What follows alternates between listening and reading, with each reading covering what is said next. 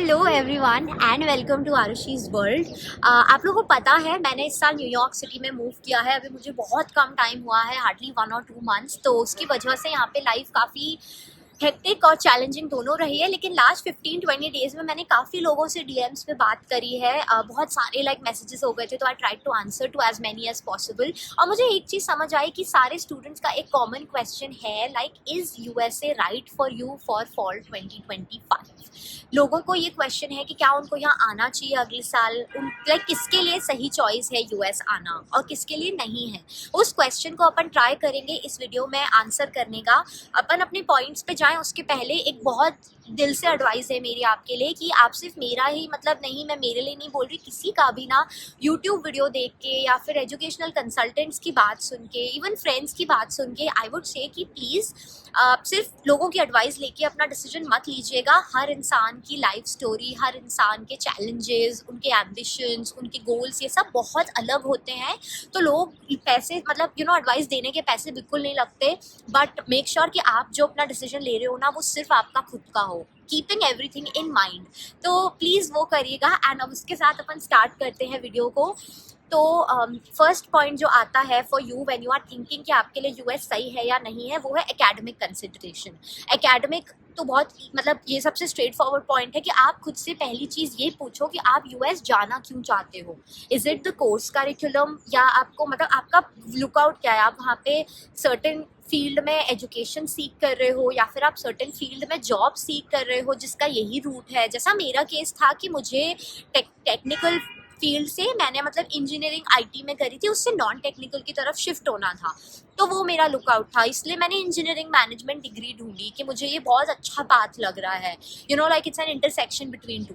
तो you have to know first कि आप एग्जैक्टली यूएस आना क्यों चाह रहे हो। आपका रीज़न क्या, एजुकेशन है, क्या जॉब है, आपके अगर कोर्सेज हैं तो ये कोर्सेज जो आप एक पर्टिकुलर यूनिवर्सिटी में ढूंढ रहे हो, या क्या किसी और यूनिवर्सिटी में भी ऑफर हो रही हैं। तो फिर अगर हो रही हैं तो वो कौन सी यूनिवर्सिटीज़ हैं, उनमें ट्यूशन कहाँ कितनी है। तो जो भी आपका कोर्स है उसके कम से कम 5 से 6 यूनिवर्सिटीज़ ढूंढो कि इन यूनिवर्सिटीज़ में है ये कोर्स, यहाँ पे अच्छा है, यहाँ पे थोड़ा सा महंगा है, ये सिटी में आप जा सकते हो। उससे आपको वो पहला स्टेप है, उससे आपको सिर्फ ये क्लैरिटी आएगी कि आप ये करना भी चाहते हो या नहीं। ये क्लियर होने के बाद में सेकेंड पॉइंट आता है। Again this is also related to your why वाला umbrella, why do you want to come here. Then ask your self कि why am I going to US? Is it because मुझे यहाँ पे आके settle होना है? Then I would say US is not the right choice for you.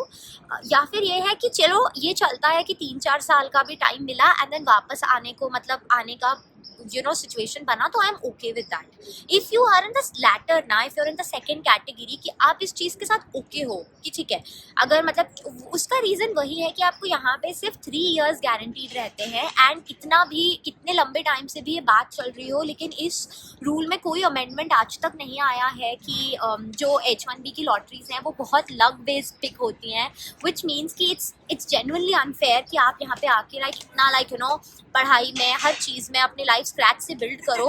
तो for you to have awareness of this कि अगर आपको सेटल ही होना है ना बाहर जाके, then US is genuinely not the right fit for you. तो इसलिए आई वाज कि be clear with your first question, why do you want to come here.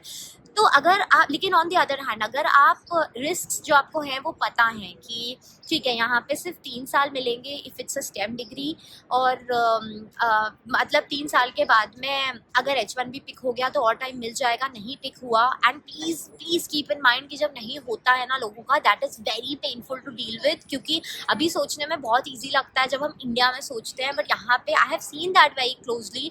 लोगों को जब नहीं होता, और आजकल कंपनीज़ हैं, please bear this in mind also कि आजकल जो कंपनीज़ हैं वो इस चीज़ को लेके काफ़ी अनसपोर्टिव होती जा रही हैं। तो पहले तो वो इतना एफर्ट भी डालती थी कि वो आपको दूसरी कंट्री शिफ्ट कर देंगी या ऐसा कुछ होगा। आज की डेट में मैं बता रही हूँ, आई नो पीपल जिन्होंने एप्पल, PwC, डेलॉयट जैसी कंपनीज़ में काम किया है, उनका H1B नहीं पिक होने पे उनको अपना जॉब बेसिकली रिज़ाइन करके इंडिया जाना पड़ा। कंपनीज ने बिल्कुल हाथ खींच लिया कि हम किसी भी तरह से इसमें पढ़ना ही नहीं चाहते हैं। If you do not have sponsorship, जिस डेट तक की स्पॉन्सरशिप है आप तब तक काम करो और फिर चले जाओ।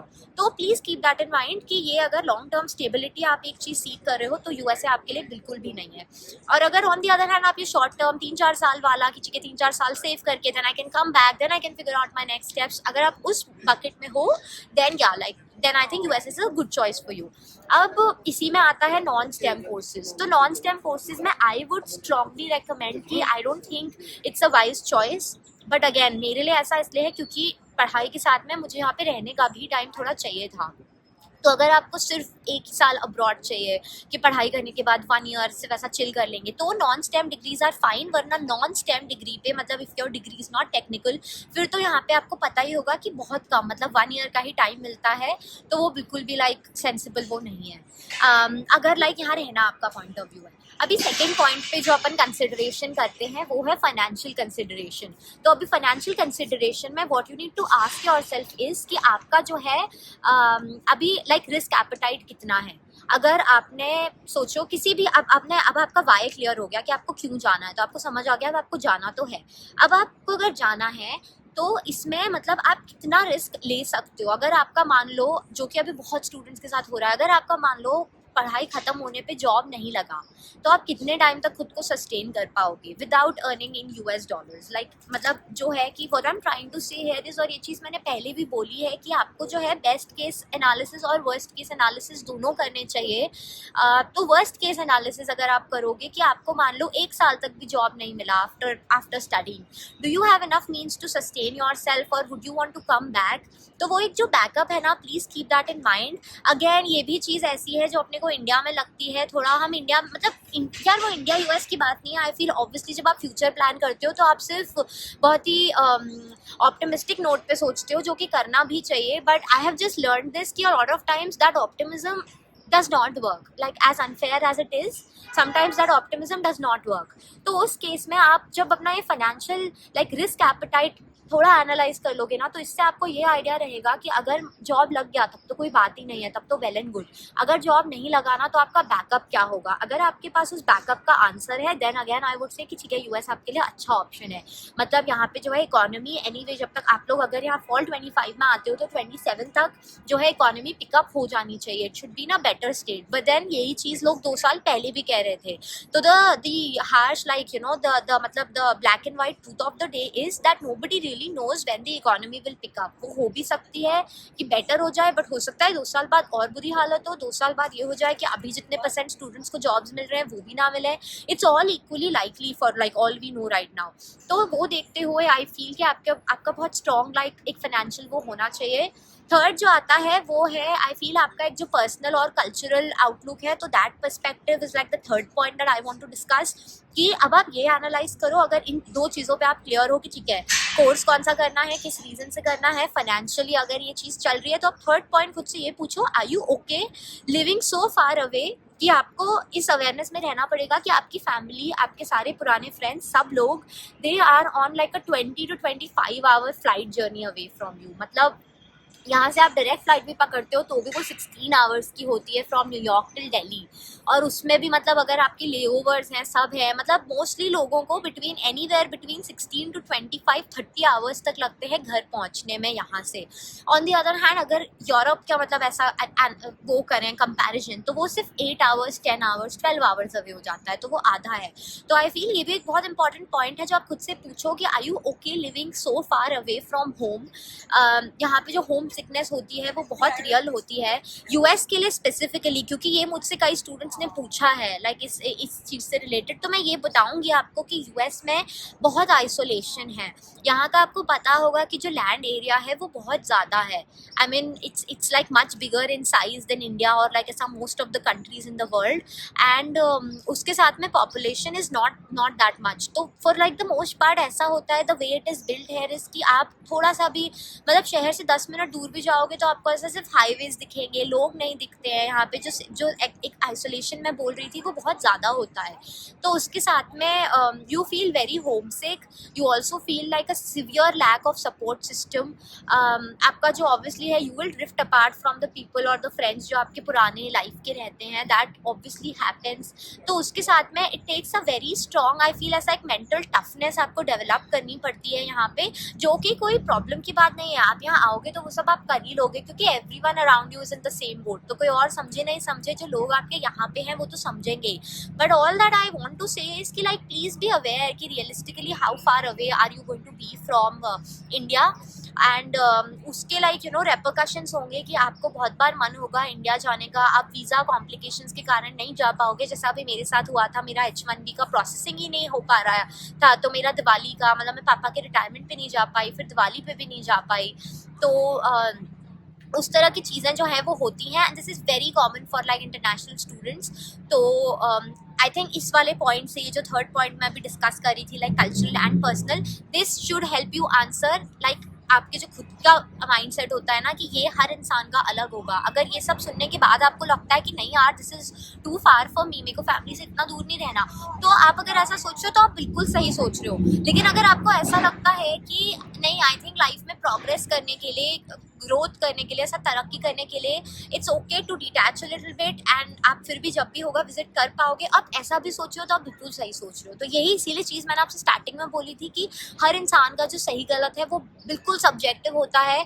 तो जो चीज़ आपको सही लग रही हो वो शायद किसी और को ना लगे। तो इसलिए लाइक ये सब चीज़ों को आप ध्यान में रखिएगा। एंड लाइक मैं फाइनल पॉइंट इस पर यही बोलूँगी, also compare it with other countries, कि आप जो भी कोर्स परस्यू करना चाह रहे हो ना, आप अगर इन 3 चेक बॉक्सेस में भी येस हो ना, कि आप कोर्स करिकुलम वाइज जॉब वाला जो पॉइंट फर्स्ट था, सेकंड पॉइंट था जो आपका फाइनेंसेस, थर्ड ये था आपका कल्चरल एंड पर्सनल, अभी फोर्थ पॉइंट ये कि इन सब चीज़ों के साथ में भी अगर आपको कोई और कंट्री कंसिडर करनी हो तो और कौन से ऑप्शंस हैं।